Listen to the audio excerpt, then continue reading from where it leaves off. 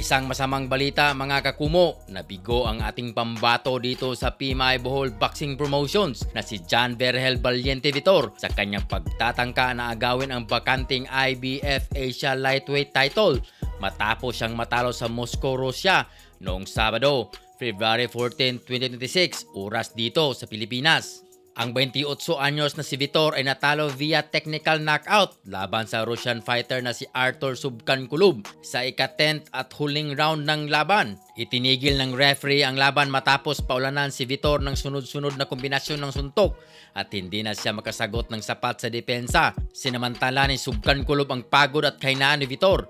Bagamat hindi siya natumba, kitang-kita na hirap siyang umiwas at depensahan ang sarili habang patuloy siyang tinatamaan ng mga suntok. Ayon kay Vitor, hindi raw gaanong malakas ang kalaban kundi napakabilis lamang ng mga kamay nito. Hindi naman malakas, mabilis ang mga kamay. Parang nalilito ako sa dami ng suntok. Hindi ko na masabayan, sabi ni Vitor.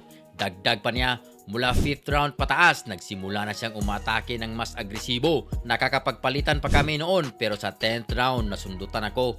Hindi ko na alam kung anong suntok iyon. Parang biglaan lang. Tinuloy-tuloy na niya ako at hindi na ako nakabawi.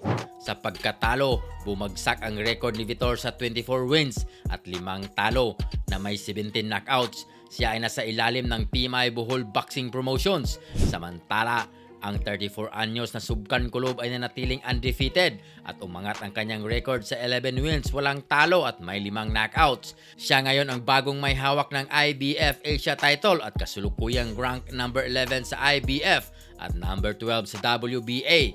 Ito ang ikalawang knockout loss ni Vitor sa kanyang huling 4 na laban. Matapos din siyang ma-TKO sa 5th round laban kay Lahashi Leyebeki noong Hulyo 2024 sa Bohol Wisdom Gym sa Tagbilaran City. Gayunpaman, matapos ang pagkatalong iyon, nakabalik si Vitor sa pamamagitan ng 2 sunod na knockout victories. Bagamat hindi kilalang kilala ang kanyang mga kalaban, nakatulong ang mga panalong yun upang maibalik ang kanyang kumpiyansa. 2 beses na rin siyang naging regional champion matapos mahawakan ang WBO at WBC titles sa nakaraan.